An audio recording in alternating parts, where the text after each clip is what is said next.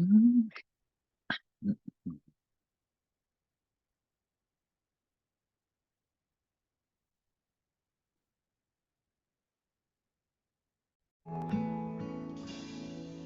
주님 무엇라 말할까요? 그냥 주님이 좋은 아주 작은 저예요. 주님 어떤 말로 다 할까요? 주님 사랑하는 말, 주님 사랑하는 나. 주님 무엇라 말할까요? 그냥 주님이 좋은 아주 작은 저예요. 주님 어떤 말로 다 할까요? 주님 사랑하는 마음, 주님 사랑하는 나. 주님 내 주님 이름만 불러도 가슴이 뛰어요. 주님 내 주님 주님 곁에 머물고 싶어요. 주님 내 주님 이름만 불러도 가슴이 뛰어요. 주님 내 주님 주님 곁에 머물고 싶어요.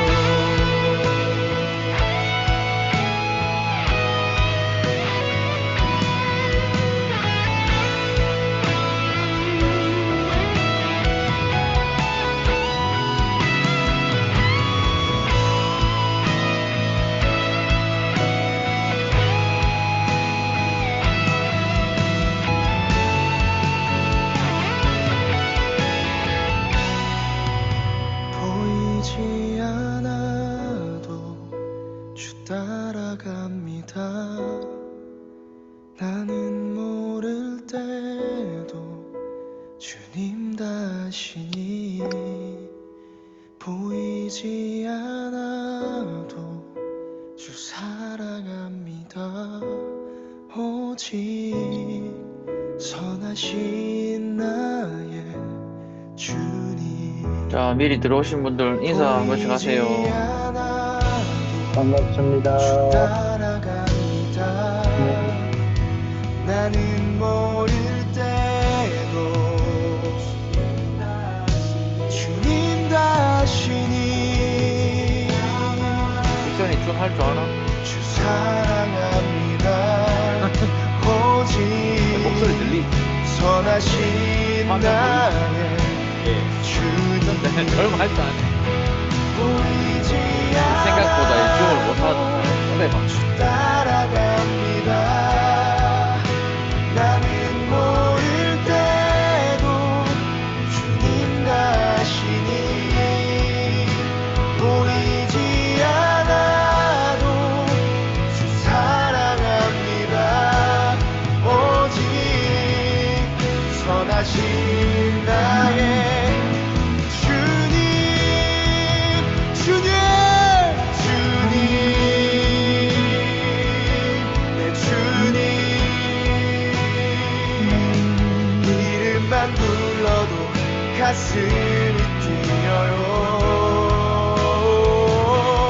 주님 이건 지금 출석 체크를 하고 있습니다. 내 주님 또 오전반은 결석하면은 월급 2만 원. 주님 곁에 머물고 생각보다 싶어요. 5,000원 받거든요. 나의 주님 오후반도 동일하게 적용을 하도록 하겠습니다. 결석 2만 원. 가슴이 뛰어요. 주님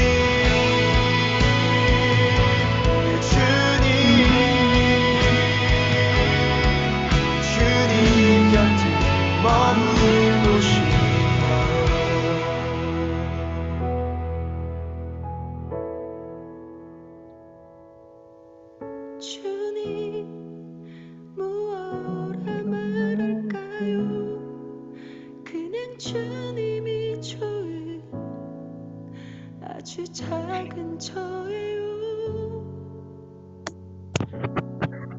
주님 어떤 말로 다 할까요? 주님 사랑 도진 집사님 지금 저기 지방 가 계세요? 예, 안녕하십니까. 그 어디죠? 광양입니다. 광양. 예, 예. 도진 집사님이 이제 광양에서 좀 일을 하게 되셨어요. 그래서 그 전에 이제 광양 가기 전에 대구에 좀 계셨다가 이제 광양으로 발령 받으셔가지고 광양에서 좀 이제 일을 하시거든요. 먼 길 오고 갈 때 안전을 위해서 여러분들도 기도해 주시고 또 이제 주말 부부 됐잖아요. 또 매일 부부에서 또 주말 부부 돼가지고 또 아쉬움도 클 텐데 그만큼 또 하나님께서 빈 공간을 채워주시리라 믿습니다. 감사합니다. 또 혼자의 시간이 필요하니까 또 하나님께서 이런 시간을 주신 게 아닐까요? 저도 혼자의 시간이 필요해서 하나님께서 이런 시간을 주신 것 같아요. 오늘 새벽기도 끝나고부터 나와가지고 오늘 집에 못 들어가고요. 혼자 있는 시간이 좋긴 좋네요. 익산아, 그런데 이제 결혼하고 혼자 있는 게 좋은 거다, 알았지? 결혼을 하고 혼자 있어야 되지. 자, 익산이. 자, 저는 지금 출석 체크하고 있습니다, 여러분들. 그 결석하면 2만원, 지각하면 5천원입니다. 제가 오늘 오전반 할 때, 오전반은 5만원이거든요. 근데 어떤 분이, 아니, 6번밖에 수업 안 하는데 왜 5만원이냐고 하길래 제가, 그러면 나 수업할 때마다 수업료 5만원씩 내라 했거든요. 밖에 나가서 밥 한 번 먹어도 5만원이고, 커피 한 잔, 케이크 하나 먹어도 5만원인데, 6주를 하는데 5만원이면, 이게 싼 얘기죠, 여러분. 여러분들 줌으로 하니까 또 더 쌉니다, 네? 줌은 또 한번 간식이 없잖아요. 그래서 여러분들은 강의하면 저번에 보니까 직장 마치고 또 늦게 오시는 분들은 식사할 시간이 없으니까 강의 들으면서 식사하시고 하시던데 그렇게 편안하게 식사하시고 하셔도 됩니다. 어차피 여러분한테 저만 보이지만 저는 여러분들이 다 보이거든요. 20명이 한 화면에 다 들어와 있어요. 그래서 다 보이기 때문에 뭐 하고 있는지 안 나시 다 보여요, 여러분들. 아시겠죠? 그냥 주님이 좋은 아주 작은 저예요. 주님 어떤 말로 다 할까요?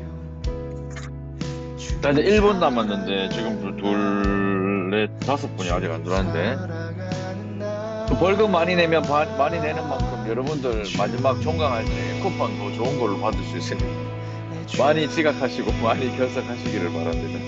이디야에서 스타벅스로 업그레이드 될 수 있는 도로의 찬스. 송충환 집사님은 살아 계시죠? 눈은 거의 가셨는데 눈은 거의 가셨는데 지금 많이 피곤하실 거예요. 아침에 일찍 또 나가셔가지고 하루 종일 또 일하시고. 내 주님 지난 그 화요일 날 오전반은 정말 시간 가는지 모르고 2시간을 꽉 채웠어요. 근데 이제 저녁반은 아시다시피 8시에 시작해서 2시간 하면 10시에 끝납니다. 10시에 끝나면 저도 새벽 기도에 지장이 있고 내일 저희가 새벽 기도 운행도 해야 되기 때문에 좀 피곤할 것 같아가지고 저녁반은 1시간 30분입니다. 그러니까 저녁반은 1시간 30분 안에 다 끝내야 되기 때문에 진도를 빨리빨리 빼야 되고 강의 중심으로 가기 때문에 책을 보면서 이렇게 하는 게 좀 어려울 수도 있어요. 그래서 강의할 때는 저 강의하는 걸 잘 들으시면 되겠고 제가 책 몇 권, 몇 장 이렇게 하면서 따라오시면 되고 그렇게 해주세요. 그러면 그럴수록 이제 여러분들이 이제 개인적으로 예습하는 게 참 중요하다라는 사실을 기억하시기 바랍니다. 자, 누가 채팅을 보냈니? 네? 강의 듣는 사람은 음소거 해도 되나요? 네, 음소거 웬만하면 하지 말고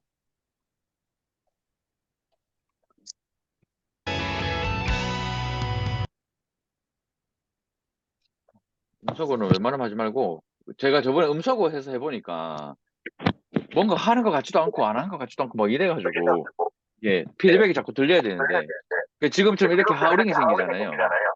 이런 하우링이 생기는 거는 분명히 집에 휴대폰을 켜놓고 두 개를 켜놨거나 요런 이제 문제가 또 있을 수 있거든요.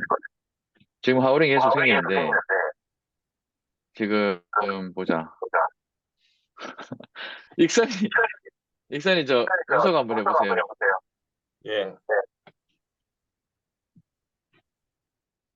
아, 익산아. 아닌데 익산이 아닌데. 그러면 누구 지창호 장로님 한번 저 음성 한번 예. 범인을 밝혔습니다. 지창호 장로님은 음소거를 해 주시고 참석을 해 주시기를 바랍니다. 뭐 이렇게 한다고 다음 주부터 두 개씩 켜가지고 다 음소거하겠다고 작정하지 마시고 웬만한 마이크를 다 켜주시고 같이 읽고 같이 할 때는 같이 말로 해주시면 좋겠습니다. 제가 기도하고 오늘 첫 수업 시작하도록 하겠습니다. 기도하겠습니다. 살아가는 주님, 지난 한 주간도 우리의 삶 가운데 또 자정하여 주시고 주인 되어 주시고 또 말씀과 함께 하나님과 함께 하면서 그 순종의 걸음을 걸어가게 하심을 감사합니다. 우리의 인생 가운데 찾아오시고 우리의 시간 속으로 들어오셔서 끝까지 우리에게 돌아오라고 사랑한다고 말씀하시는 예수의 그 음성을 듣게 하시고 우리가 신앙생활 하는 것이 정죄받고 또 손가락질 당하는 것이 아니라 끊임없이 사랑한다고 고백하는 예수의 그 사랑 고백을 듣고 우리가 부족하고 연약해도 여전히 일으켜 세워주시고 격려하시는 주님의 사랑을 경험하는 이 시간이 될 수 있도록 우리의 삶이 될 수 있도록 축복하여 주십시오. 잘못된 열심은 바른 지식이 아닌 것에서부터 시작한다고 말씀에서 로마서 말씀에서 그렇게 말씀하셨습니다. 이제 하나님의 열심을 가지기 위해서 하나님의 말씀을 배우는 이 시간 우리의 심령 가운데 깊이 들어오셔서 성령께서 더 잘 깨닫게 하시고 깨달은 대로 살아갈 수 있는 믿음까지 더하여 주십시오. 예수님의 이름으로 기도드립니다. 아멘. 네, 반갑습니다. 우리 먼저 인사 좀 할까요? 우리 화면에 보이시는 분들 인사 좀 하시고, 자선 화면은 네 분씩밖에 안 보이니까 옆으로 이렇게 제끼시면은 다른 분들도 이렇게 보이세요. 그 인사를 한번 해주시기 바랍니다. 자, 차렷 인사. 네, 반갑습니다. 네, 사랑합니다. 반갑습니다. 네, 보자. 그 오전반은 지각하면은 5,000원이고 결석하면 2만 원이거든요. 이제 저녁반도 지각하면 5,000원, 결석하면 10,000원 받도록 하겠습니다. 그래서 이제부터는 철저하게 하고 이제 더 이상 교회에서 뭐 훈련하는데 왜 이렇게 비싸냐 이런 말 나오지 않도록 더 비싼 징계로 여러분들과 함께 하도록 하겠습니다. 그래서 여러분들 이 시간이 여러분들에게 유익이 될 수 있도록 미리미리 잘 참여를 해주시고 함께 해주시면 감사하겠습니다.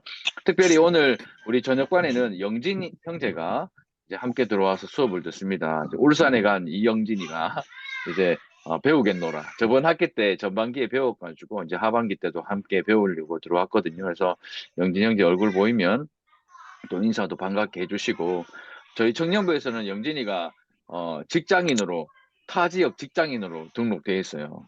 다른 교회 갔다고 뭐 된 게 아니고 타 지역 직장인으로 등록돼 있어 저희가 계속 케어를 하고 있거든요. 그래서 계속 같이 기도도 해주시고 또 이렇게 모여서 함께 훈련할 때도 인사를 해주시고 하시면 너무 좋을 것 같습니다. 자, 먼저 지난번에 배웠던 1학기 때 배웠던 하나님에 대해 믿어야 할 것이 무엇인가에 대한 복습을 한번 빨리 하고 2부로 넘어가도록 할게요. 자, 소요리 문답은 1부와 2부로 되어 있다고 말씀드렸습니다. 여러분들 이거 가지고 있죠? 이거 가지고 있는 거 꺼내셔서 펼쳐서 함께 보겠습니다. 자, 소요리 문답은 1부와 2부로 되어 있는데 1부가 뭐죠? 하나님에 대해서 믿어야 할 것과 2부는 뭐죠?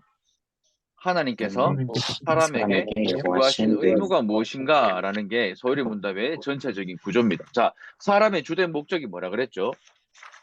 하나님을 영화롭게 하는 것과 영원토록 그를 즐거워하는 것. 네, 하나님을 영화롭게 하는 것과 그를 영원토록 즐거워하는 것인데 그 사람의 주된 목적을 위해서 하나님께서 지시하신 유일한 규칙이 어디에 나타난다고 했죠? 하나님의 말씀에 나타나고 하나님의 말씀은 어디에 기록되어 있죠? 성경이 기록되어 있습니다. 성경은 무엇과 무엇으로 되어 있죠?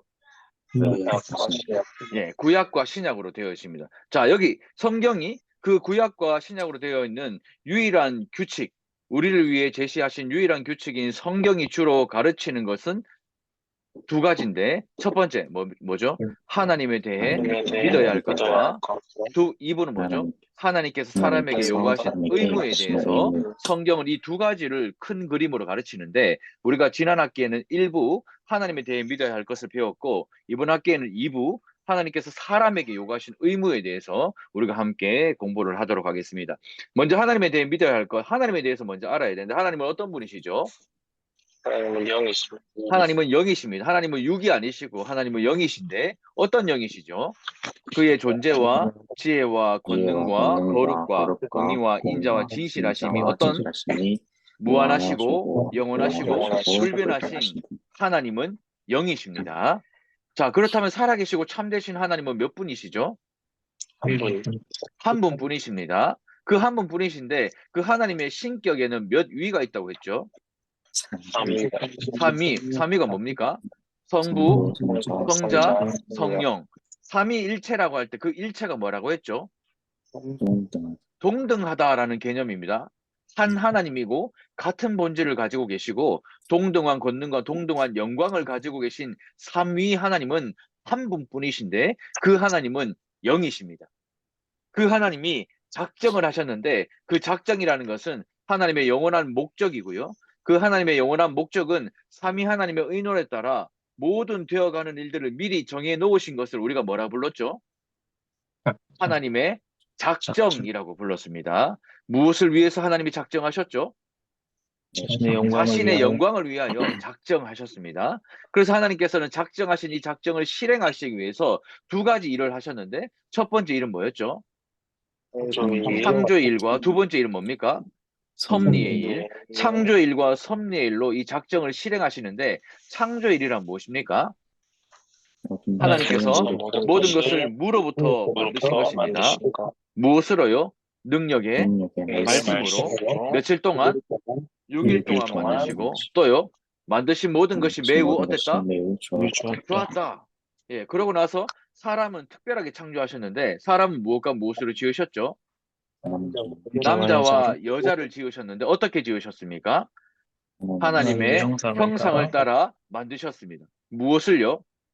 하나님의 지식과 하나님의 공의와 하나님의 거룩함을 따라서 사람을 만드신 거예요. 왜요? 모든 피조물을 주관할 통치권을 부여하시기 위해서. 그래서 우리가 하나님의 형상 따라 지음을 받았다라는 의미는 얼굴의 형상을 따라 지음을 받았다는 의미가 아니고 하나님의 지식과 하나님의 공의와 하나님의 거룩함을 우리가 가지고 있고 이 지식과 공의와 거룩함으로 모든 피조물을 주관할 통치권을 가지고 있다라는 뜻입니다. 됐습니까? 자, 두 번째 일은 섭리의 일인데 섭리의 일이란 뭐죠? 보존하고 다스리시는 겁니다. 무엇을요? 모든 창조물과 그 모든 행동을 보존하고 다스리십니다. 어떻게요? 하나님의 최고의 거룩과 지혜와 능력으로 모든 창조물을 아름답고 행복하고 즐겁고 창조의 목적에 따라 보존하시고 다스리시는 분이 하나님의 섭리입니다. 그런데 이 사람에 대해서는 특별한 섭리를 맺으셨는데 그 섭리를 뭐라고 부릅니까? 생명의 언약이라고 부릅니다. 그 생명의 언약, 그 특별한 섭리는 언제 하나님께서 맺으셨죠? 창조의 그때에 어떤 조건으로? 완전한 순종을 조건으로. 어떤 방식으로? 선악을 알게 하는 나무의 열매 먹는 것을 금하심으로. 그래서 이 약속을 깨면 어떻게 된다 하셨죠? 사망의 형벌을 받게 된다라고 말씀하셨습니다. 완전한 순종을 조건으로 선악을 알게 하는 열매를 주시고 이거를 먹지 말라 하셨고 먹는 순간에는 사망의 형벌이 닥친다 말씀하셨는데 그 결과 어떻게 됐죠? 범죄하게 되었습니다. 예, 범죄하게 되었습니다. 그 범죄를 하게 되었는데 자유롭게 잘못을 행하였어요. 누가? 첫 조상 아담이 어떻게 해요? 하나님을 대항하여 범죄하게 되었고 그 결과 어떻게 됐습니까? 창조된 원래 상태로부터 타락하게 되면서 생명의 언약이 파기되어 순종치 않게 되면서 죄가 들어오게 됩니다. 죄란 뭐죠? 하나님의 법에 대해 순종함에 부족하거나 그것을 위반하는 것. 이게 바로 죄입니다. 그 첫 조상이 타락하게 된 죄는 어떤 죄였죠? 금지된 금지된 열매를 먹은 먹은 것이다. 것. 그 금지된 열매를 먹으면서 모든 인류가 타락하게 되었습니다. 누가요? 일반적인 출생으로 난 출생으로 난 모든 인류는 타락하게 되었고, 어떻게요? 아담의 첫 위반과 함께 아담 안에서 아담과 함께 타락하게 되었습니다. 왜요? 아담과 이루어진 언약은 아담만을 위한 것이 아니라 그 모든 자손까지이기 때문에 모든 인류는 타락하게 되었습니다. 그 결과 어떻게 되었습니까? 두 가지 상태에 빠지게 되었습니다. 첫 번째 상태는 뭐죠? 죄의 죄의 상태. 상태와 두 번째 상태는 비참함의 상태입니다. 비참함의 상태. 죄의 상태는 두 가지 죄로 나눌 수 있는데 원죄는 뭐죠? 첫, 범죄에 대한 죄책. 죄책과 죄책감은 달라요. 죄책은 사망입니다. 죄책감은 양심이고요. 죄책, 두 번째는 뭐죠? 의로움이 결핍되고, 세 번째는 뭡니까? 성품이 부패한 거. 그로부터 생기는 죄를 자범죄라고 하는데, 자범죄가 뭐죠? 원죄로부터 모든 범죄 행위들이 비롯되어 잇따르는 것을 자범죄라고 말합니다. 두 번째 상태는 비참한 상태인데, 비참한 상태는 뭡니까? 하나님과의 교제를 잃어버리면서 네 가지 상태에 빠지게 됩니다. 첫 번째 뭡니까? 그의 진노와 저주 아래 있게 되었고, 살면서 모든 비참함을 면할 수 없게 되었고, 죽음이 우리 인간에게 닥치게 되었고, 영원한 지옥의 형벌을 받게 되는 그 죄의 상태에 따른 비참한 상태에 빠지게 된 것이 우리 모든 인류의 인간입니다. 그런데 하나님께서 그 모든 인류의 인간이 비참하게 멸망하도록 내버려 두셨습니까? 아니죠. 먼저 구속받을 자들을 선택하셨습니다. 언제요? 영원전에 어떤 조건으로요? 구순전하고 선하신 뜻대로. 자, 아무 조건 없이. 됐습니까? 좀 전에 12번에서 사람에 대한 특별한 섭리를 맺으실 때 하나님은 완전한 순종을 조건으로 내걸으셨어요. 근데 완전한 순종을 조건으로 내걸으셨을 때 사람이 그 순종하지 못했기 때문에 하나님께서는 구속받을 자들을 선택하시면서 이제는 그 조건을 걸지 않으신, 그냥 그 순전하고 선하신 뜻대로 아무 조건 없이 하나님께서는 선택을 해 주시는 거예요. 왜? 또 조건 걸면 또 안 될 것 뻔히 알기 때문에 하나님께서는 이제는 완전하고 선하신 그 뜻대로 조건 없이 받을 자들을 선택해 주시고 그 선택받은 자들과 함께 은혜의 언약을 세우십니다. 왜요? 죄와 죄와 비참한 상태에서 건져내어서 구원의 상태에 이르게 하려 하시기 위해서 하나님께서는 우리 선택받은 자들과 은혜의 언약을 맺으십니다. 자, 그 은혜의 언약에 방식이 있는데 어떤 방식입니까? 구속자로 하나님께서 보내주셨는데 구속자란 무엇입니까? 하나님이 선택한 자를 구속할 자를 구속자라고 부르는데 그분은 누구밖에 없다? 오직 예수 그리스도밖에 없다. 그 예수님께서 구속자로 행하시는 방식이 두 가지인데 뭡니까? 하나는 하나님이시면서 사람이시고, 두 번째는 하나님의 영원하신 아들로서 사람이 되시는 겁니다. 자, 하나님이면서 사람이시는 것은 한 위격에 구별되는 두 본성을 가지고 있다. 인성과 신성을 가지고 있다. 인성 100%, 신성 100%라고 말씀드렸습니다. 반반이 아니고 완전한 인간이자 완전한 하나님이시 예수 그리스도가 오직 구속자가 될 수 있는 조건을 가졌는데 얼마 동안 하나님이면서 사람이시죠? 그때부터 앞으로도 계속해서 영원히 이 조건을 가지신 분이 예수 그리스도십니다. 그 예수님께서 하나님의 영원하신 아들로서 사람이 되셨는데 그리스도께서 하나님의 아들로서 사람이 되신 방식이 세 가지가 있다고 말씀드렸는데 첫 번째 뭐였죠? 참 몸과 지각 있는 영혼을 취하시고, 두 번째는요, 성령의 권능으로 처녀 마리아에게 어떻게 됐다? 잉태하셨고, 죄 없이 어떻게 하셨다? 태어나셨다. 이 세 가지 방식을 통해서 구속자의 그 언약을 이루시는 겁니다.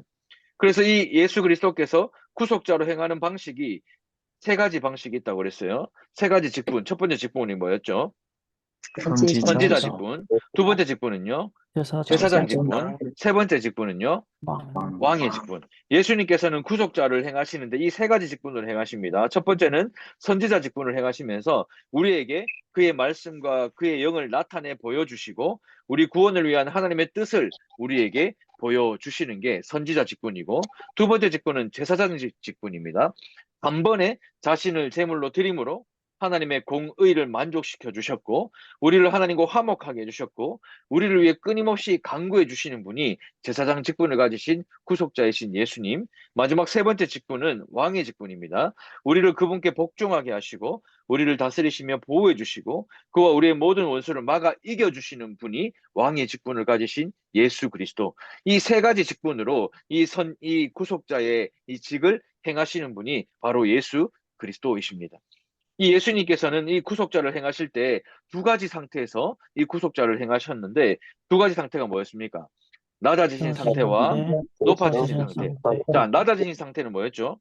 출생 자체가 낮아졌고, 또 천한 신분으로 나셨고, 또 율법 아래 복종하게 되셨고, 또 이 생에 비참함을 겪으셨고, 하나님의 진노와 십자가에서의 저주의 죽으심을 받으셨고, 장사되어 얼마 동안 죽음의 권세 아래 거하게 되셨습니다.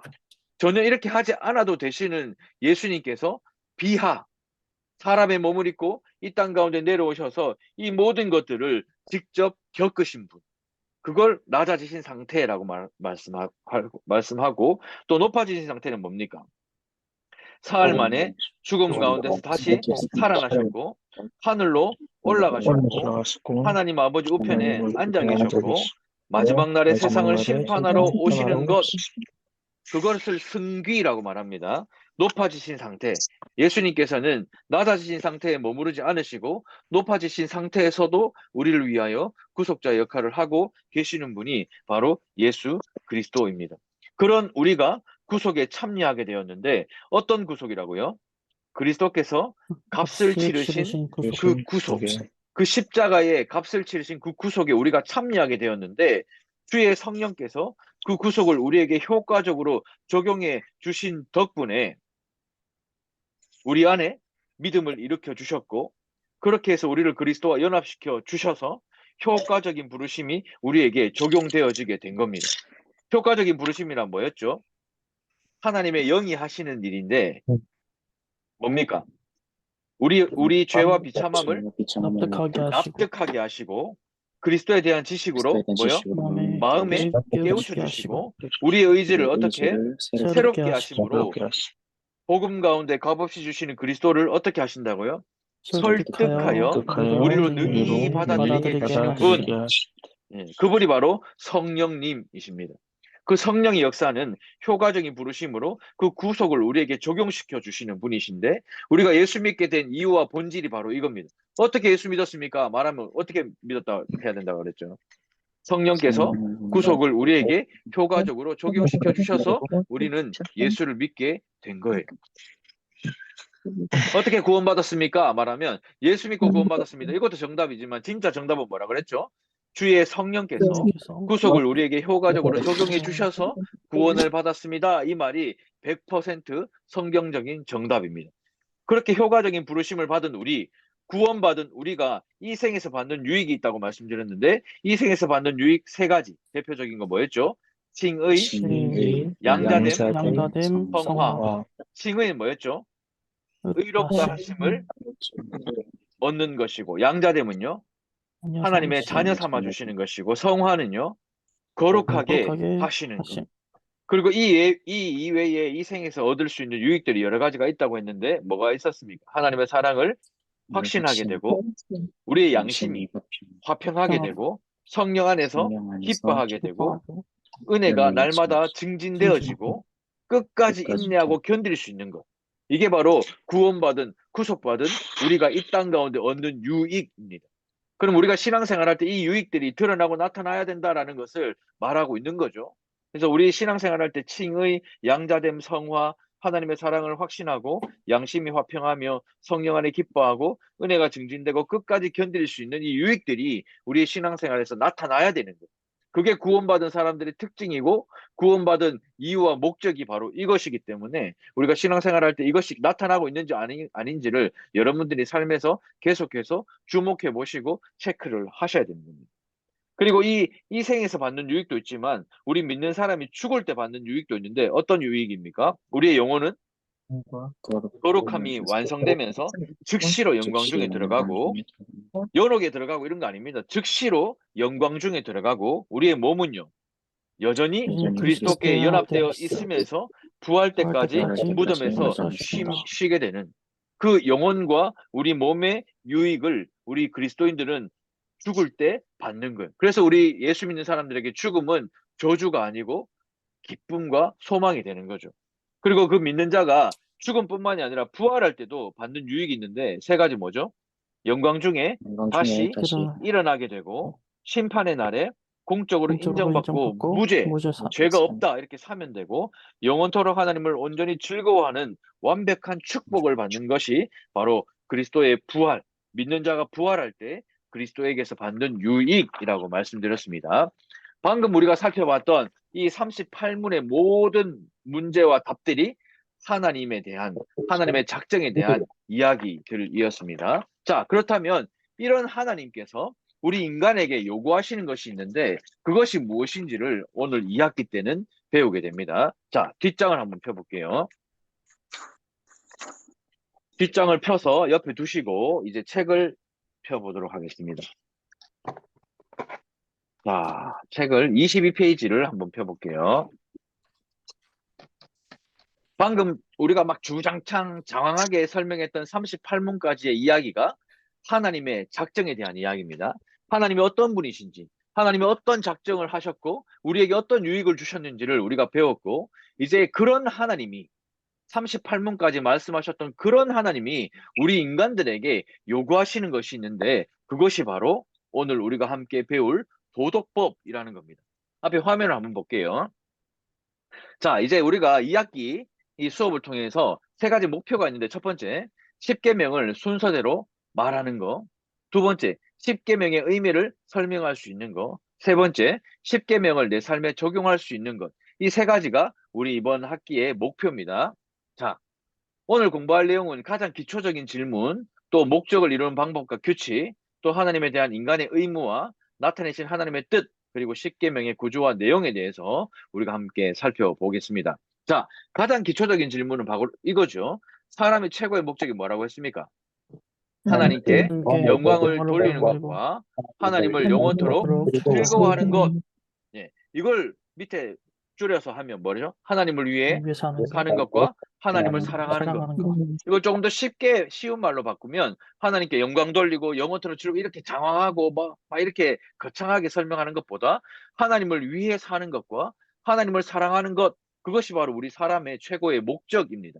자, 그 목적을 이루는 방법으로 하나님께서는 그 규칙을 우리에게 주셨는데 그 규칙이 어디에 기록되어 있다고 그랬죠? 성경에 기록되어 있다고 그랬습니다. 자, 성경 안에는 두 가지가 나타나는데 뭐죠? 하나님에 대한 지식과 하나님에 대한 의무가 이 성경에는 나타납니다. 그래서 우리가 말씀을 들을 때 아, 내가 이 말씀 듣고 순종해야지. 그게 아니고요. 말씀을 듣고 순종해야지. 하지만 순종이 잘 안 되는 이유가 뭐냐? 바로 이걸 우리가 모르기 때문에. 성경에는 두 가지가 나타납니다. 첫 번째, 하나님에 대한 지식이 나타나요. 하나님이 어떤 분이신가에 대한 지식이 나타나고 두 번째, 하나님에 대한 의무. 하나님이 우리에게 요구하시는 그 의무가 무엇인지가 이 성경에 나타나는 거예요. 우리가 이것을 말씀 들을 때나 성경 볼 때 찾아내지 못하면 우리는 죽었다 깨도 순종 못해요. 왜냐? 순종이 무엇인지를 모르기 때문에. 자, 하나님에 대한 인간의 의무, 나타내신 하나님의 뜻에 뭐 하는 거라고요? 순종하는 거예요. 자, 순종이 히브리어로 뭔지 아는 사람?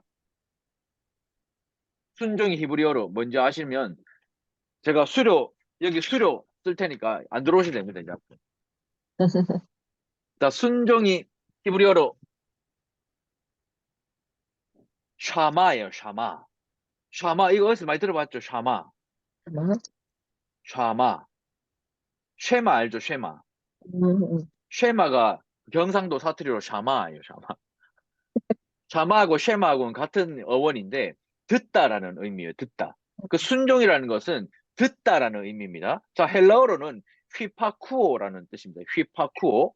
자, 휘포라는 말은 아래에라는 뜻이고 아쿠오라는 말은 듣다라는 얘기인데 휘포와 아쿠오가 합쳐져서 휘파쿠오가 되었어요. 그 말은 뭡니까? 아래에서 듣다라는 이야기입니다. 그 화요일 날 수업할 때 아래에서 듣는 사람이 누굽니까? 이렇게 말하니까 우리 수업하는 한 사람이 내시요 이렇게 이야기. 그래서 내시는 왕의 옆에 있지 밑에 있지 않잖아요라고 제가 말씀을 드렸거든요. 아래에서 듣는 사람은 누굽니까? 왕 아래에서 듣는 사람은 신하죠, 신하. 네, 신하. 듣다라는 것, 아래에서 듣다라는 것, 그 순종을 이야기합니다. 그래서 우리가 순종을 제가 좀 전에 말씀드렸지만 순종을 하지 못하는 이유가 있어요. 순종을 하지 못하는 이유, 박병하 장로님. 그래도 예, 장로님이시니까 장로님 말씀을 들으면 순종을 하는 게 많아요, 못할 때가 많아요. 못할 때가 많지. 자, 순종을 하는 것과 못하는 것의 차이가 뭐죠? 음, 하나님이 어떤 분인지 우리가 바로 인식을 못하니까 네, 순종하는 게 힘든 것 같아요. 맞아요. 좀 전에 제가 장로님께 지금 시간이 없어서 다른 분께 여쭤보지 못하는데 장로님께 제가 여쭤봤어요. 순종을 할 때가 많아요, 못할 때가 많아요 하니까 못할 때가 많다라고 그랬습니다. 못할 때가 많다라는 그 이유에 가장 이 중심에 이 저희를 살펴보면 그 순종하지 못한다라고 할 때 이 못한다가 행위에 있기 때문에 그런 거잖아요. 그죠? 우리가 순종을 다 못해요. 저도 마찬가지로 여러분들도 우리가 다 물어봅니다. 자, 순종했습니까? 순종하지 않았습니까? 하면 다 순종하지 않았다 그러지. 순종했다 하는 사람 많이 없습니다. 왜요? 우리가 아는 순종은 뭐죠? 행위이기 때문에 그래요. 근데 성경에서 말하는 순종은 행위가 아니에요. 뭐라고 그랬어요? 뭐라고 그랬어요? 듣는 것. 듣다예요, 듣다. 성경에서 말하는 순종은 행위가 아니고 듣다예요. 그러니까 이걸 다른 말로 표현하면 순종은 상태를 의미합니다. 순종은 행위를 말하는 게 아니고 상태를 의미하는, 이거는 여러분들 죽을 때까지 이거 잘 기억하셔야 됩니다. 성경에서 말하는 순종은요, 내가 행위가 아니에요. 행위는 적용이에요, 적용. 우리가 지금 말씀과 함께 하나님과 함께 하는데 나중에 제가 시간이 되면 때가 되면 나중에 그분들 다 불러서 다시 한번 제가 설명을 드리고 가르칠 텐데 지금 큐티 하는 거 보면 결단은 있는데 적용이 없어요. 대부분 보면. 결단을 했으면 그게 이제 적용에 들어가야 되잖아요. 그러면 내가 오늘 직장 가서 누구누구에게 어떻게 하겠다. 그게 적용이에요. 그거는 순종이 아니고 적용입니다. 우리가 말씀을 듣죠. 말씀을 듣고 말씀에 순종했습니까? 물어보면 대부분 못했다라고 하는 이유가 뭐냐면 순종과 적용을 헷갈리기 때문이에요. 적용은 우리의 삶에서 내가 하는 거예요. 내가 행위로 하는 겁니다. 근데 순종은요, 내가 행하는 행위가 아니고 상태입니다. 어떤 상태요? 주님과 함께 있는 상태. 들으려면 누구와 함께 있어야 돼요? 누구와 함께 있어야 됩니까? 말씀하시는 그분과 함께 있어야 되잖아요. 여러분들이 강의를 들으려면 제가 지금 여기 들어와 있어야 되잖아요. 나만 싹 빠지고 여러분들끼리 이 안에 있으면 어떡할래요? 1시간 반 동안. 교회에서 설교하는 설교자 없이 청중만 앉아 있으면 1시간 동안 어떡할 건데? 그게 듣다라는 의미입니다. 듣다라는 말은 행위가 아니고 상태예요, 상태. 무슨 말인지 아시겠습니까? 자, 아담과 하와가 범죄를 했어요. 에덴 동산에서. 왜 범죄했죠? 하나님 선악과를 뱀이 뭐라 그랬습니까? 네 이거 먹어라. 먹어야 누구와 같이 된다? 하나님과 같이 됩니다. 하나님과 하나님과 같이 된다. 그 같이라는 말이 상태를 의미하는 거예요. 하나님처럼 된다. 하나님과 같이 된다. 하나님과 같은 상태가 된다. 거기에 유혹당해서 아담과 하와가 죄를 저지른 거예요. 에덴 동산에서 아담과 하와가 선악과를 따먹은 것은요. 하나님께서 따먹지 마라. 선악을 알게 하는 나무 열매를 실과를 먹지 마라라고 한 이유는 누가 다스리는 사람이냐라는 것을 알려주시는 거예요. 누가 다스리는 사람입니까? 누굽니까? 하나님. 하나님이시죠. 그러니까 하나님의 말씀에 완전한 순종을 조건으로 영원한 생명을 약속하신 거예요. 근데 그 완전한 순종을 하지 못한 사람들이 누구였다? 아담과 하와였고 그 불순종으로 인해서 모든 비참함의 죄악들이 우리 가운데 찾아온 거예요. 그런 우리를 비참한 가운데 버려주지 않으시고 구속자를 보내주시고 우리를 구원해 주신 그 하나님께서 우리에게 요구하시는 의무가 있는데 그 의무가 바로 오늘 우리가 수업할 도덕법이라는 겁니다. 성경에 수많은 율법들이 나와요. 그 율법들을 하나로 뭉쳐서 도덕법이라고 이야기하고 그 도덕법을 10개로 요약한 거를 뭐라고 부른다? 네. 십계명이라고 부릅니다. 됐습니까? 네. 자, 26페이지 갈게요. 자, 26페이지 39문. 무슨 의무를 하나님께서 사람에게 요구하셨나요? 무슨 의무를 요구하셨습니까? 하나님께서 사람에게 요구하신 사람에서 의무는 뭐다? 살려면 의무는 그가 그가 나타내신 나타내신 뜻대로 뭐 하는 거요? 순종하는 것입니다. 순종하는 것. 자, 그가 나타내신 뜻대로 순종하는 것. 그러면 하나님께서 사람에게 처음 나타내신 것이 뭡니까? 뭐죠? 그것은 도덕법. 뭡니까? 제일 밑에 있네요. 도덕법. 도덕. 네, 순종의 규칙으로 처음 나타내신 것이 바로 도덕법이에요. 그 도덕법을 10개로 요약해 놓은 게 뭐다? 십계명. 자, 그러면 여기서 짚고 넘어가야 될 게 있어요. 38문까지 우리가 하나님을 알고 하나님을 배웠던 그 하나님이 우리를 그렇게 끔찍하게 사랑하시고 구원하시기 위해서 자신의 아들을 죽이신 그 하나님이 우리 인간에게 요구하시는 의무가 있는데 그 의무가 뭐다? 도덕법인 거예요. 그 도덕법을 요약해 놓은 게 뭐다? 십계명인 거예요. 자, 그러면 우리가 지금까지 십계명에 대해서 얼마나 등한히 여겼는지 지금부터 시험을 쳐보도록 하겠습니다. 자, 십계명 10가지 나 다 안다. 자, 장동성 선생님. 자, 십계명 10가지 한번 읊어보도록 하겠습니다. 저는 나 외에는 제일 처음부터 예, 처음부터. 나는 너를 애굽 땅 종된 제일 계명 나 외에는 다른 신들을 내게 바치니라. 네. 이 계명 이는 너를 위하여 새긴 우상을 만들지 말고 위로 하늘에 있는 것이나 밑으로 땅에 있는 것이나 땅 아래 물속에 있는 것에 어떠한 형상이든지 만들지 말고 그것들에게 절하지 말라. 네. 3. 한 계명 너는 너의 하나님 여호와의 이름을 망령되이 걷지 말라. 4. 안식일을 기억하여 거룩히 지키라. 5. 내 부모를 공경하라. 6. 살인하지 말라. 7. 남하지 말라. 8. 도적질하지 말라. 9. 잠시만. 약간 내 이웃의 약간 내 이웃의 집을 탐내. 너희 중간에 하나 빠진 것 같은데. 내 이웃에 대하여 거짓 증가하지 마. 내 이웃의 집을 탐내지 맞아요. 자, 10가지 우여곡절 끝에 성공하신 우리 장동성 집사님에게 박수. 자, 박수 치고 있는 우리는 이 10가지에 대해서 사실 잘 모르고 있어요. 자, 이게 왜 문제냐?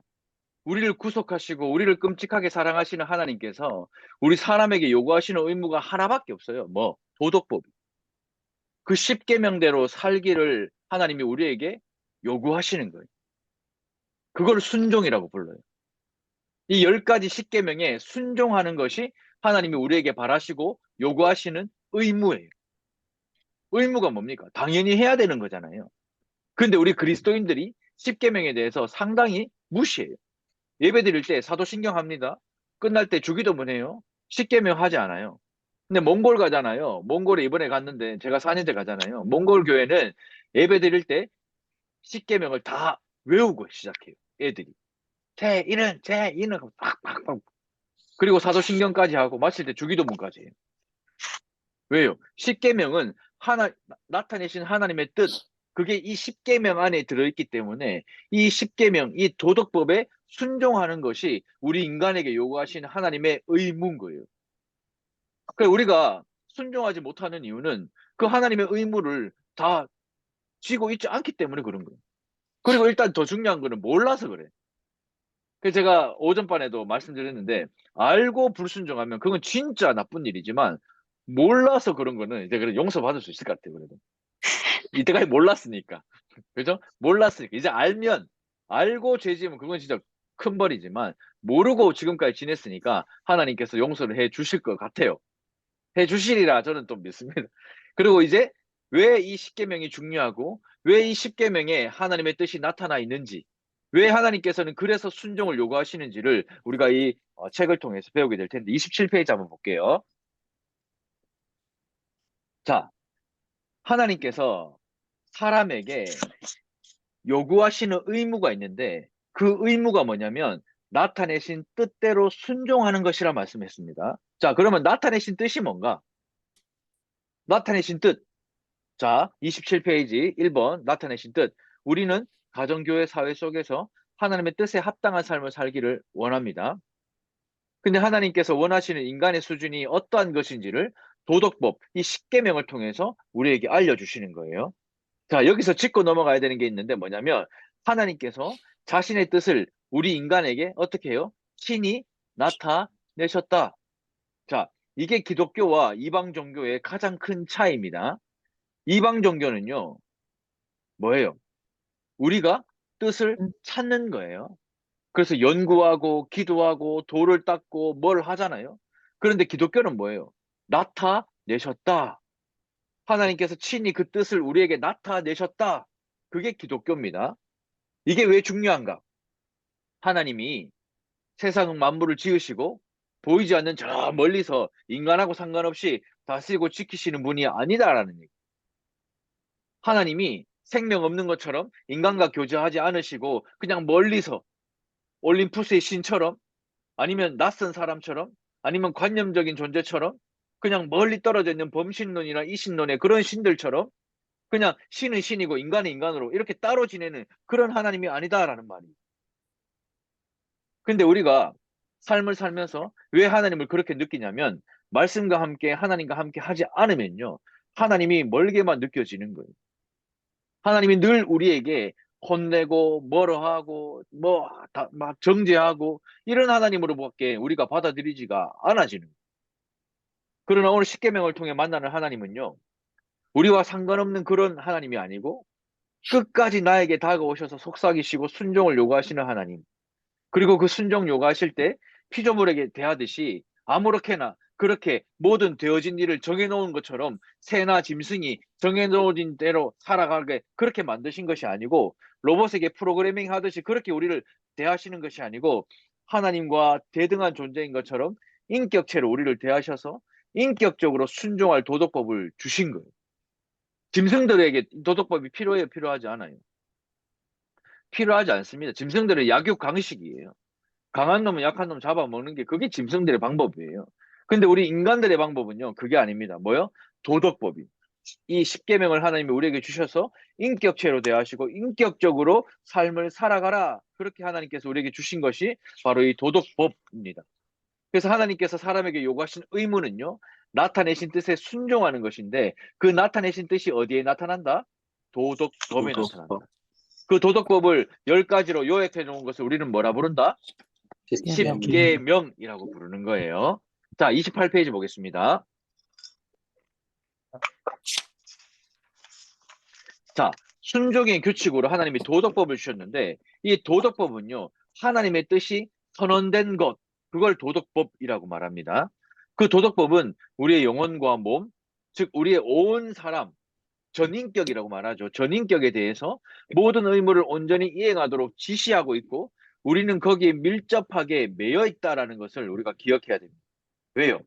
우리 사람이 살아가는 방식과 방법이 그 도덕법, 그 십계명 안에 다 요약되어 있기 때문이.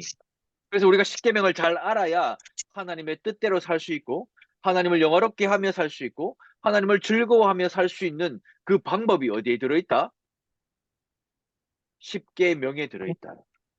도덕법에 들어있다. 그 도덕법을 하나님께서 우리에게 알려주신 거예요. 사람이 만든 게 아니고 하나님께서 모세에게 두 돌판을 통해서 직접 알려주신 것이 이 십계명입니다. 도덕법대로 생각하고 도덕법대로 행동하고 도덕법대로 사는 것이 하나님께 올바로 순종하는 삶인 거예요. 우리가 순종에 대해서 잘 모르니까 순종을 못했다라고 말하는데 순종은 좀 전에 제가 뭐라고 그랬습니까? 상태라고 그랬어요. 순종했습니까? 순종하지 않았습니까? 라고 말할 때 순종하지 않았다라는 말은 하나님과 함께 있지 않다라는 얘기고 순종을 했다라는 말은 하나님과 함께 있다라는 뜻입니다. 제가 아침마다 큐티 하세요. 말씀 나누세요. 성경 읽으세요. 기도에 나오세요. 말씀 들으세요. 그 모든 것이요. 하나님과 함께하는 순종이기 때문에 나와라, 함께해라, 말씀 나누라 그렇게 말씀을 드리는 겁니다. 왜요? 그 도덕법이 사람이 살아가는 도리. 그래서 도덕법을 순종의 규칙이라고 말하는 겁니다. 우리에게도 규칙이 있잖아요. 대한민국 사람에게도 헌법이라는 게 있어요. 그래서 우리가 헌법을 지키며 살아갑니다. 뭐 헌법 안에 형사소송법, 뭐 형법, 뭐 온갖 법이 있지만 우리는 헌법을 따르고 살아가는 사람들이에요. 그러나 우리 예수 믿는 사람들에게는 그리고 모든 인류의 인간에게는 이 도덕법이라는 것을 하나님이 주셨는데 30페이지 볼게요. 자, 30페이지. 이 도덕법이라는 것은요. 예수 믿는 사람에게만 주신 게 아닙니다. 이 착각하면 안 돼요. 이 도덕법은 예수 믿는 우리에게만 주신 것이 아니고 모든 인류에게 주신 겁니다. 자, 31페이지 위에 보시면 도덕법의 대상이 누구라고 했습니까? 모든 사람. 모든 사람이라고 했고 음. 39문의 본문에 보면 영어로 man이라는 단어를 쓰고 있는데 이 man이라는 말은요. 남자라는 말도 아니고 우리가 또 흔히 오해하듯이 하나님의 뜻을 따르고자 하는 택한 백성, 성도, 신자 그걸 의미하는 것도 아니고 단어 그대로 man이라는 것은 뭐예요? 모든 사람, 곧 모든 인류에게 하나님께서 주신 법이 바로 이 도덕법이라는 겁니다. 알겠습니까? 왜 이게 중요하냐면 어차피 지옥 갈 사람이라면 뭐 아무렇게 살아도 되겠지. 교회 안 다니는 사람들은 하나님 말씀대로 안 살아도 되니까 편하겠네. 이렇게 말할 수 있단 말이에요. 그리고 구원받지 못한 사람들이 그렇게 말할 수 있겠죠. 그러나 하나님께서 이 도덕법을 누구에게 주셨다? 모든 인류에게 주셨어요. 자, 예수 믿지 않는 사람에게도 이 도덕법이 있는데 그게 어디에 있을까요? 우리가 선과 악을 분별하는 걸 뭐라고 하죠? 양심이라고, 양심. 양심. 그래서 우리 예수 믿는 사람에게는 신앙 양심이라고 하고 예수 믿지 않는 사람에게도 양심이 있어요, 없어요? 있어요. 양심이 있습니다. 그래서 선과 악을 분별하고 판단할 줄 알아요. 그런데 서현역에 묻지마 살인 사건처럼 막 사람 막 죽이고 이런 사람 있죠. 이런 사람은 양심이 화인 맞았다라고 성경은 표현합니다. 그 말이 뭡니까? 구원받지 못한 사람일 뿐더러 뭐예요? 선과 악을 분별할 수가 없게 되어버린 거예요. 왜요? 이미 죄와 비참한 상태에 빠졌을 때 우리의 양심이 더러워졌기 때문에 분별이 어려워진 거예요. 하지만 우리 예수 믿는 사람은 뭐예요? 구속자로 말미암아 선택받은 구속받은 신자이기 때문에 우리의 양심은 신앙 양심이 되었고 그 신앙 양심에 따라서 하나님의 뜻이냐 그렇지 않냐를 분별하는 분별력이 우리에게 있는 거예요. 이해되세요? 자, 화면 한번 볼게요. 자, 이거 한번 보셨죠? 이 사진. 이 사진 뭡니까, 이거? 지금 한창 이슈가 되고 있는 사진인데, 억수같이 비가 올 때, 이 여자분이 우의를 입고 가는 이 할아버지 우산을 이렇게 씌워 드린 거예요. 근데 우산을 보면, 자기의 이 오른쪽은, 왼쪽, 그거는 다 젖고 있고, 할아버지를 이렇게 가고 있습니다. 이게 한동안 이슈가 돼가지고, 막, TV에 선행이라고 막 나왔어요. 그죠? 근데 더 충격적인 사실은 이 여자분이 그냥 우산만 씌워드린 게 아니고 할아버지가 식사를 못 하셨다 하니까 3만 원을 빼서 봉투에 딱 넣어가지고 할아버지한테 드린 거예요. 그리고 그 할아버지가 그 돈을 가지고 식사를 한 거죠. 그래가지고 이 온갖 뉴스와 매체들이 이 여자를 찾느라 막 혈안이 됐어. 막 여자를 찾는데 못 찾았어. 그래 뭐 수소문 해가지고 이 여자를 찾았는데 결국 인터뷰를 이 여자가 안 했어요. 그리고 이 여자분의 가족과 이 카톡을 했는데 이 여자분이 이렇게 밝혔습니다. 나는 기독교 신앙이 있어서 해야 될 걸 당연히 했다고 전해달라고 합니다. 이렇게. 이 여자분의 가족이 이렇게 말했어요. 이 여자분이 인터뷰를 자꾸 요청하니까 안 한다. 부담스럽다.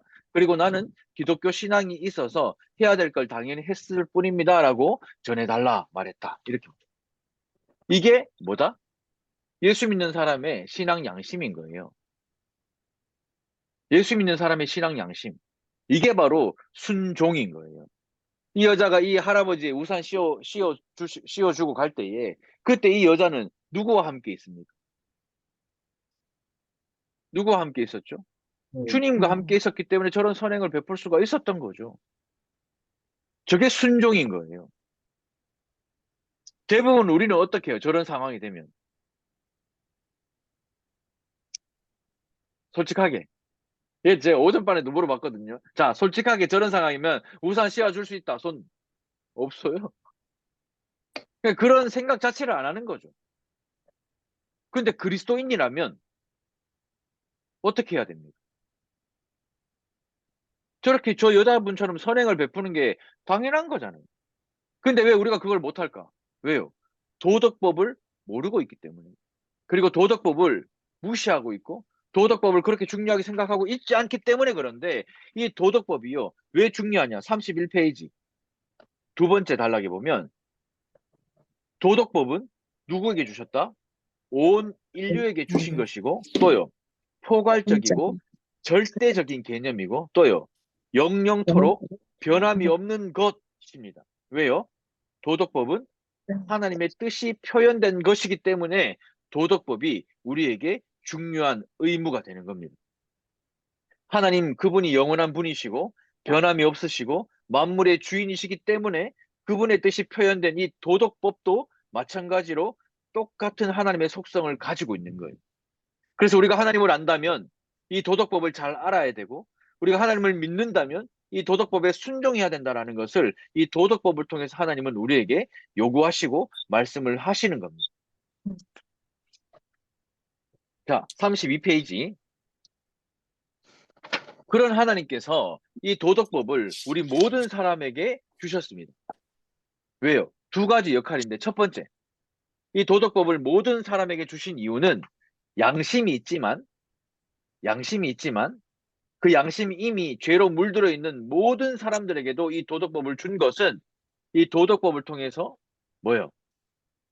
하나님의 거룩함에 어울리도록 지켜 행해야 할 의무를 알려주고 또 다른 한편으로는 뭡니까?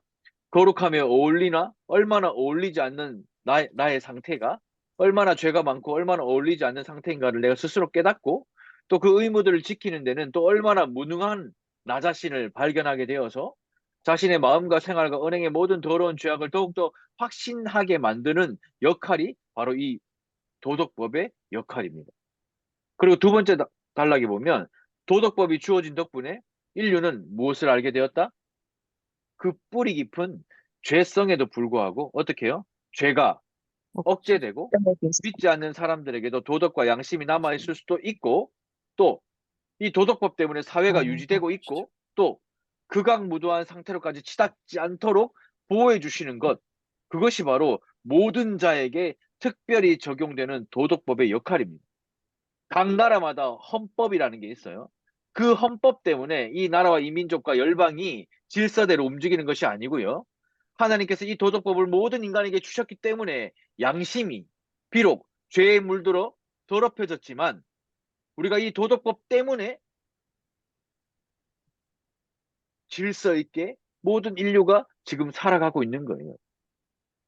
그리고 두 번째, 중생하지 못한 사람에게도 하나님께서는 이 도덕법을 주셨습니다. 자, 도덕법은 먼저 중생하지 못한 자에게 그들이 죄의 상태에 있음을 드러내 보여주고 저주 아래에 있도록 그리고 변명할 수 없도록 방치해두는 역할을 합니다. 이 말은 뭐냐면 구원받지 못하기로 하나님이 유기하신 사람, 버린 사람들에게도 하나님은 이 법을 주셨고 하나님이 선택하셨지만 아직 하나님의 시간 속에 중생되지 못한 사람들 또한 이 도덕법 때문에 내 양심이, 내 마음이 변명하지 못하도록 하나님께서 그렇게 내버려 두신 거죠. 자, 도덕법은 정죄함의 목적도 있지만 또요. 그리스도와 영원토록 연합될 수 있도록 안내하는 역할도 있기 때문에 유기당한 사람에게는 정죄의 목적이고 아직 중생하지 못한 사람, 선택받았지만 중생하지 못한 사람에게는 그리스도와 영원토록 연합할 수 있도록 안내자의 역할을 해주는 것이 바로 이 도덕법입니다. 그러니까 이 교회에서 우리 달산교회도 멀리 갈 거 없고 우리 달산교회도 교인과 신자가 있어요. 교회 나온 달산교회 다닌다고 다 천국 가는 거 아닙니다. 다 구원받는 거 아니 착각하시면 안 돼요. 교인이에요. 교회를 나오는 사람은 교인이고 예수를 믿는 사람은 신자예요. 예수를 믿는 사람은 세례를 받은 사람이에요. 세례를 받는다라는 말은 천국 백성이 된다. 세례를 받는다는 말은 내가 내 입술로 예수님은 나의 구주라라는 사실을 내가 믿음으로 고백한다라는 뜻입니다. 그래서 세례가 중요한 거예요. 근데 평생을 예수 믿어도, 평생을 교회 다녀도 예수 안 믿는 사람 많아요. 하지만 그들이 우리가 포기하지 않고 하나님께서 그들을 중생시켜 주시겠다고, 중생시켜 주실 것이라고 우리가 긍정적으로 믿고 가르쳐야 되는 것이 바로 이 도덕법인 거예요. 그래서 지금 우리에게도 이 도덕법이 중요한 겁니다. 자, 33페이지에 보면 중생한 사람에게도 이 도덕법을 하나님이 주셨는데 왜요? 이제 이 도덕법을 통해서 정죄당하는 일이 없도록 하나님이 이 도덕법을 우리에게 주신 겁니다.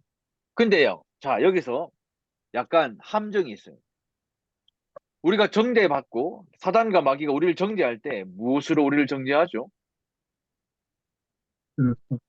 율법으로 정죄합니다.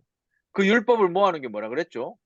도덕법이라고 그랬고, 도덕법을 요약해 놓은 게 뭐라 그랬죠? 십계명이라고 그랬어요.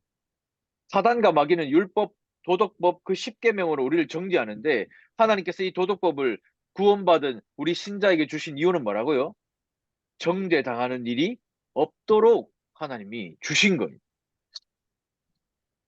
무슨 말인지 아시겠어요?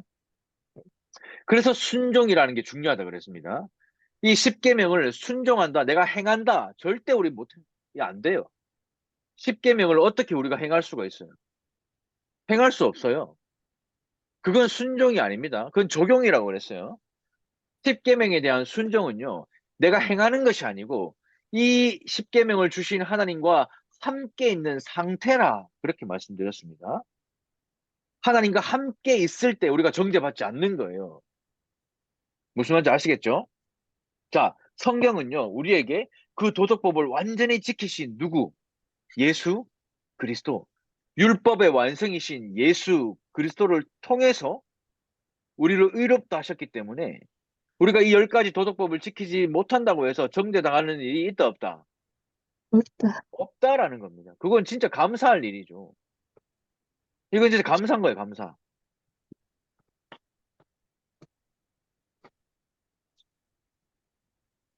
영화의 단계까지 가기 위해서 하나님께서는 이 도덕법으로 우리를 이끌어 주시는 거예요. 어떻게? 지금 이 땅에 우리가 숨쉬고 살아가는 이 성화의 단계에서 이 도덕법을 통해서 우리가 더욱더 조금 더 성화되어지도록 하나님께서 우리에게 주신 것이 바로 이 도덕법이라는 겁니다. 자, 34페이지. 우리가 왜 이 도덕법이 율법, 이 십계명 때문에 정죄받는 것처럼 느껴지냐면 우리 성도가요, 느끼는 죄책감 때문에 그래요. 자, 좀 전에 죄책과 죄책감은 같다, 다르다? 그렇다. 다르다 그랬어요. 구원의 네. 확신이 없다라고 말하는 사람들은 죄책과 죄책감을 구별을 못하기 때문이에요. 죄책은 뭐라 그랬죠? 사망이라고 그랬어요. 죄에 대한 책임이기 때문에 사망입니다. 그런데 이 죄책은 누가 다 가지고 십자가에 죽으셨죠? 예수님. 예수님께서 이 우리의 모든 죄책 사망을 가지고 십자가에 죽으셨고, 그래서 우리의 모든 죄는 사함을 받았고, 그리스도의 의로 말미암아 우리가 의롭다고 의롭다 칭함을 받은 사람들입니다. 그럼 죄책감은 뭘까요? 양심. 죄책감, 양심이에요. 여전히 죄의 책임에 대한 사함은 받았으나 그 죄의 찌꺼기, 죄의 잔재들이 여전히 우리 안에 남아 있기 때문에 우리가 어떤 죄를 짓거나 어떤 잘못을 하면 우리 안에 뭐가 들어오죠? 두려움이 엄습하고 겁나는 거예요. 그게 감정인 거예요. 죄책 감정. 자, 그래서 이 도덕법 앞에서 성도가 느끼는 죄책감은 두 가지가 있어요. 그 감이라는 게, 감정이라는 게 성도는 두 가지가 존재하는데 첫 번째는 뭡니까? 죄책감. 또 한 가지는 뭐죠? 기쁨. 그 이걸 말하면 뭐 우리가 TV나 영화 보면은 사람이 이렇게 말하고 할 때에 악마가 나오고 천사가 나와가지고 악마가 삼지창 들고 옆에서 야 욕해라 지금 바로 지금 당장 이렇게 욕해라 하고 천사는 옆에서 뭐라 그래요? 아니야 욕하면 하나님이 싫어하시지 욕하면 안 되지 그렇게 말하잖아요. 그 쉽게 풀고 쉽게 이야기해서 천사와 악마로 나오는 거지 우리 안에는 두 가지 감정이 있는 거예요. 첫 번째 죄책감과 두 번째 기쁨이 있는 거예요. 자, 그러면 여러분들의 삶에서 기쁨이 많아요? 죄책감이 많아요? 솔직하게. 자, 기쁨이 많습니까? 죄책감이 많습니까? 네. 아, 솔직히 죄책감이 많잖아요. 죄책감. 그러니까요. 뭐 특히 우리 교회 성도를 보면 내가 보기에는 뭐 다 다치면 다 자기 탓이고 막 뭐 하나님이 그 현실을 줬다고 말은 그래 놔놓고 내 탓이다 하고 막 그건 천주교에서 말하는 거예요. 내 탓이요 하는 거는 천주교에서 하는 거거든요. 우리 기독교에서는 내 탓이 없어요. 다 하나님의 섭리 안에 들어가 있는 겁니다. 하나님의 작정 안에 그 섭리 안에 들어가 있는 거예요. 근데 우리가 왜 자꾸 죄책감을 느끼냐면 이 도덕법을 주신 이유와 목적을 모르기 때문에 그래요. 우리 믿는 자, 구속받은 자들에게 도덕법을 주신 것은 정죄당할 일이 없기 위해서 주신 거예요. 정죄하기 위함이 아니고 정죄당할 일이 없도록 하기 위해서 이 죄책감을 주신 겁니다. 아, 죄책감을 주면 안 되죠. 이 십계명을 주신 거예요. 그래서 이 십계명에 순종한다는 것은 십계명에 나오는 대로 내가 내 이웃 내 이웃을 뭐 탐내지 않는다, 뭐 않는다. 그거 인간으로서 절대 순종 못 합니다. 그래서 이 십계명을 순종한다는 말은 십계명을 주신 하나님과 함께 있는 상태를 이야기하는 거예요. 하나님과 함께 있으면 우리 안에 기쁨이 넘치니까 당연히 10가지뿐만이 아니라 모든 율법을 지킬 수 있죠. 당연히. 하나님이 함께 하시는데 욕할 수 있습니까? 하나님이 함께 하시는데 이웃을 미워할 수 있어요? 하나님이 함께 하시는데 내가 지금 있는 것보다 다른 것을 탐낼 수 있어요? 없죠. 하나님이 함께 하시는데. 그런데 왜 우리가 죄책감을 느끼냐면 하나님이 함께 하시지 않는 상태가 더 많기 때문에 그래요. 그게 불순종인 거예요. 순종은 하나님과 함께 있는 것이고 불순종은 하나님과 함께 있지 않는 것. 그게 순종과 불순종입니다. 내가 뭘 하는 게 순종이고 안 하는 게 불순종이 아닙니다. 이거 여러분도 깨달아야 돼. 이거 못 깨달으면 평생 죽을 때까지 죄책감에 시달립니다. 왜요? 우리는 이 도덕법을 지킬 수 있는 존재가 아니에요. 이 십계명조차도 못 지키는데 어떻게 율법의 그 많은 것들을 지켜냅니까? 안 되죠. 그런데 하나님께서 그 의무를 우리에게 요구하신다니까요. 이 십계명의 의무를. 그래서 이 십계명에 요점이 있습니다. 37페이지. 십계명이 우리에게 가르치는 두 가지가 있어요. 첫 번째, 37페이지 맨 위에 십계명의 요점. 첫 번째 뭡니까? 하나님을 사랑하고 두 번째, 이웃을 사랑하는 것. 하나님께서 우리에게 요구하시는 의무는 뭐냐면 크게 두 가지. 뭐요? 하나님을 사랑하고 이웃을 사랑하는 거예요. 그래서 십계명을 보면 1계명부터 4계명까지는 누구에 대한 계명이죠? 하나님에 대한 계명이고 5계명부터 10계명까지는 누구에 대한 계명입니까? 사람에 대한 계명이에요. 하나님을 사랑하려면 1계명부터 4계명까지 잘 알아야 되고 사람을 사랑하려면 5계명부터 10계명까지 잘 알아야 됩니다. 자, 여기서 질문. 4계명이 뭐였죠? 안식일을 거룩하여 거룩히 지키라. 안식일을 기억하여 거룩하게 지키라. 이게 4계명입니다. 이 4계명은 하나님에 속한 거예요? 사람에게 속한 거예요? 하나님에게 속한 겁니다. 내가 뭐 주일을 지키냐 안 지키냐 이 문제가 아니라는 얘기예요. 주일날 내가 빠지고 안 빠지고 내 마음대로 할 수 있는 게 아니라는 말이에요. 누구에게 속해 있기 때문에? 하나님에게 속해 있기 때문에 내가 주일을 빠지고 내가 뭐 주일날 뭘 하고 이 개념이 아니라는 얘기예요. 근데 많은 성도들이 이 주일날 안 가도 되고 뭐 빠지고 뭐 하고 뭐 주일을 거룩하게 안 지키고 이거를 사람에 대한 것으로 생각하는데 아니에요. 하나님에 대한 계명입니다. 이게 진짜 중요하기 때문에 제가 지금 짚고 넘어가는 겁니다. 자, 37페이지 밑에 보십시오. 10계명의 요점 두 가지. 뭡니까? 주, 우리, 하나님을 사랑하는 것과 또 이웃 사랑하기를 뭐 같이 하라? 뭐 같이 하라? 자기의 몸과 같이 하라. 자, 하나님께서 하나님을 사랑하는 거는 뭐 우리가 알겠어요. 눈에 보이지 않으니까. 그냥 주 우리 하나님을 사랑하라 하면 뭐 감정적으로 이렇게 되는데 이웃 사랑하기를 왜 몸과 같이 사랑하라고 말씀하셨어요?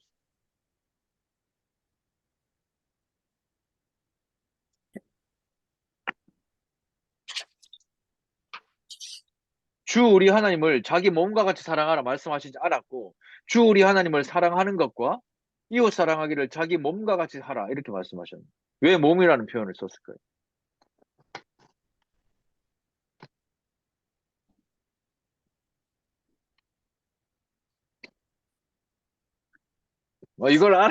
이걸 알아야 그잖아요. 우리가 하나님을 사랑하라 할 때 성경에 보면 마음과 성품과 힘과 뜻을 다해 사랑하라 말하잖아요. 근데 왜 여기에 대해서 우리가 이견이 없냐면 못하니까 그런 거예요. 이건 뭐 아무리 마음과 성품과 힘을 뜻을 다해 아멘은 하지만 못하니까 거의 뭐 영역이 그 1000개, 1000국개 있으니까 못하니까 별로 이렇게 감흥이 없고 이견이 없는데 하나님이 이웃을 사랑하라고 말씀하셔. 어떻게 해요? 뭐와 같이요? 자기 몸과 같이 사랑하라. 이거는 우리가 얼마든지 깨닫고 이해가 되잖아요. 여러분들 몸을 사랑합니까? 사랑하지 않습니까? 사랑하잖아요. 아니, 누구보다 사랑하지 않습니까? 아니, 비타민 먹잖아요. 저는 아침마다 새벽마다 일하면은 정관장, 에브리타임, 로얄 한 푸씩 까먹고 아침에 새벽에도 끝나 요 올라와가 이거 비타민 2알 먹고 막 몸에 좋다는 건 다 갖다 놓고 막 왜요? 내 몸을 보호하려고 내 몸을 그만큼 사랑하고 아끼고 보이는 그 몸을 사랑하고 아끼는 것처럼 누구를 사랑하라고요? 누구를 사랑하라고요? 이웃을 사랑하라고요. 사람을 사랑하라고요. 이게 하나님께서 우리에게 주시는 의무입니다. 의무. 근데 교회 안에만 봐도요.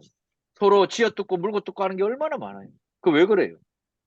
이 도덕법을 모르기 때문이에요. 하나님 우리에게 주신 의무를 우리가 수행하지 않기 때문에 교회가 맨날 그렇게 싸우고 찌직 먹는 거예요. 하나님을 사랑하는데 마음과 뜻과 힘과 성품을 다해 사랑하라? 근데 잘 못하니까. 그냥 패스. 근데 이웃을 사랑할 때 내 몸과 같이 사랑하라 말씀하셨는데 내 몸은 그렇게 극진히 아끼고 사랑하면서 내 앞에 있는 사람은 그렇지 않다? 그게 교회로서의 모습이 아니라는 거예요. 교회는요, 온갖 사람들이 다 와요. 김찬수 장로님 같은 사람도 있고요. 박정일 목사 같은 사람도 있고요. 박병하 장로님 같은 사람도 있어요. 이 모든 사람을 용납할 수 있는 것이 하나님이 우리에게 요구하시는 의무인 거예요. 근데 용납이 어렵죠. 원수까지 사랑하라 말씀하신 거 그거요. 그냥 명제로는 오케이. 근데 실제로는요. 안 돼요. 안 돼요. 진짜 실제로는. 근데 안 되는 이유가 뭘까요? 우리가 하나님에 대해서 잘 모르기 때문에 그래요. 38문까지 하나님이 당신이 누구신지 우리에게 다 밝히셨고 어떤 일을 하셨는지 알려주셨는데 여전히 우리는 내 입장과 내 중심에 빠져 있는 거예요. 그런데 그 하나님께서 우리에게 요구하시는 것이 바로 이 10개의 명입니다. 자, 41페이지 갈게요. 자, 10계명의 구조는 세 가지로 되어 있어요. 세 가지. 제가 오늘 마치고 나서 요 프린트물을 여러분들에게 하나씩 이제 그 이미지로 보내드릴게요. 이 10계명, 안 비네요. 이게 10계명 프린트한 건데, 이건 이제, 오전반은 제가 프린트해서 이제 내드리고, 오후반은 제가 이제 이미지로 보내드릴 건데, 10계명은 세 가지 구조로 되어 있습니다. 첫 번째 구조가 뭐죠? 서문이 되어 있고, 두 번째 구조는 뭐죠? 네, 계명의 내용이 있고, 세 번째 구조는 뭐죠? 그 내용에 대한 이유들이 붙어 나옵니다. 됐습니까? 자, 그래서 10계명을 처음 시작할 때 뭐라고 시작합니까? 바로 제1은 안 들어가요. 뭐라고 시작하죠? 누가요? 하나님이 무엇을요? 이 모든 말씀으로 어떻게 해요? 일러 가라사대 무엇을요? 나는 너를 애굽 땅 종되었던 집에서 인도하여 낸 너의 하나님 여호와다. 자, 10계명을 우리에게 도덕법을 알려주실 때조차도 하나님께서는 우리를 배려하셔서 먼저 1은 2는 3을 들어가는 것이 아니고요. 내가 너를 비참한 상태와 죄의 상태에서 끄집어내어 구원해준 너의 하나님 여호와다라는 것을 밝히시는 거예요. 내가 이스라엘 백성들을 애굽 땅에서 이끌어낸 것처럼 패스오버 6월절이잖아요.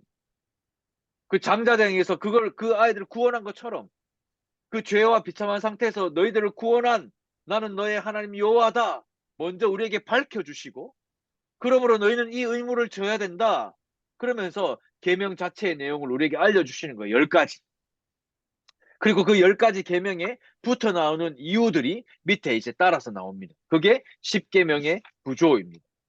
자, 10계명을 이야기할 때 하나님께서 45페이지 십계명을 이야기할 때 하나님께서 서문에 나는 너희 하나님이다.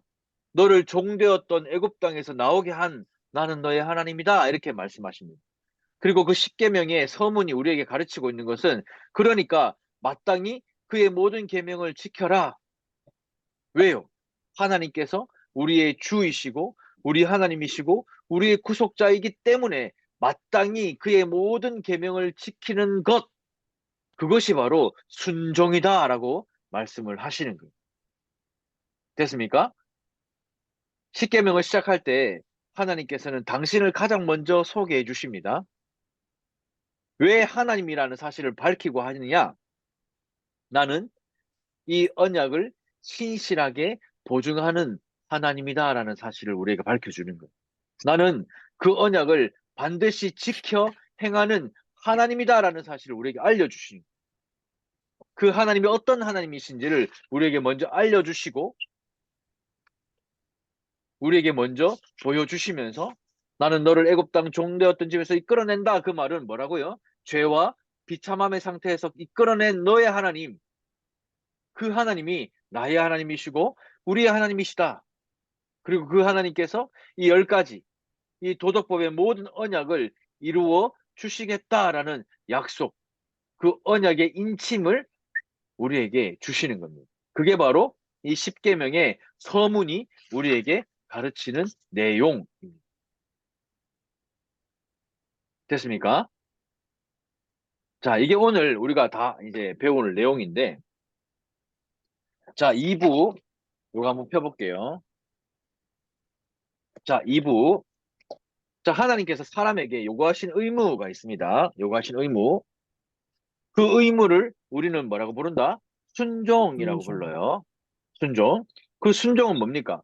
그가 나타내신 뜻대로 행하는 건데, 그게 뭐였죠? 하나님께서 사람에게 순종의 규칙으로 처음 나타내 보여주신 것이 뭐다? 도덕법. 도덕법이다. 이 도덕법이 요약되어 설명되어 있는 곳이 어디다? 십계명. 십계명이다. 십계명의 요점 두 가지 뭐다? 하나님을 하나님을 사랑하고 사랑하고 이웃을 이웃을 사랑하라. 사랑한다. 그럼 하나님을 어떻게 사랑해야 되죠? 우리의 마음과 마음과 성품과 성품과 힘과 힘과 뜻을 뜻을 다하여 하나님을 사랑해야 되고 이웃을 사랑하는데 어떻게 해요? 자기 몸과 몸과 같이 아끼고 용납하고 서로 받아주는 거. 됐습니까? 자, 그게 바로 십계명의 요점인데 그 십계명의 내용, 그 내용은 십계명의 서문부터 시작하는데 십계명의 서문은 뭐였죠? 나는 너희 하나님이다. 어떤 하나님? 너를 종되었던 애굽 땅에서 나오게 한 하나님이다. 이걸 지금 우리 신자들에게 비추어 보면 뭐예요? 나는 너희 하나님이다. 어디에서 끌어낸 죄와 비참한 상태에서 끄집어낸 그 사망에서 나오게 한 나는 너희 하나님이다. 그 하나님이 당신을 우리에게 계시해 보여주시면서 가르쳐 주시는 것이 있는데 뭐예요? 그러므로 우리는 마땅히 하나님의 모든 계명을 어떻게 해야 된다? 지켜야 한다. 지켜야 된다. 왜요? 하나님께서 우리의 뭐기 주의 때문에 주. 주. 하나님께서 우리의 뭐요? 하나님. 하나님이 우리의 구속자이시기 때문에 우리는 반드시 그 뜻에 순종해야 된다. 그 뜻이 어디에 나타난다? 도덕법에 나타난다. 도덕법을 10개로 압축해 놓은 게 뭐다? 십계명이다. 십계명의 두 가지 큰 틀은 뭐다? 하나님을 사랑하고 이웃을 이웃을 사랑하는 것. 것이다. 그래서 다음 주부터 이제 하나님을 사랑하는 것이 뭔지, 이웃을 사랑하는 것이 뭔지에 대해서 우리가 좀 더 디테일하게 1계명에서 4계명, 또 5계명에서 10계명까지 이제 함께 배우는 시간을 다음 시간에 가지도록 하겠습니다. 오늘 보니까 특별히 더 이게 보니까 여러분들의 인상과 얼굴에 피곤함이 가득 있는 것을 제가 보면서 특별히 오늘 20분 일찍 마치도록 하겠습니다. 네. 자, 혹시 궁금한 거 질문 있습니까? 질문 없는 건 둘 중에 하나입니다. 이해가 안 되든지 잘 가르쳤든지 둘 중에 하나인데 후자라고 생각하고 기도를 함께 하도록 하겠습니다. 우리 같이 한번 기도했으면 좋겠는데요.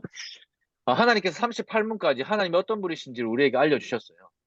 하나님은 당신의 사랑하는 독생자 예수를 아끼시지 않고 우리를 죄와 비참한 상태에서 끌어내기 위해서 우리를 선택해 주셨고 그를 십자가에 못 박아 죽이신 분이 하나님이십니다. 그 하나님께서 이 생에 우리에게 유익을 주시고 죽을 때에도 부활할 때에도 유익을 주시는 분이 하나님이십니다.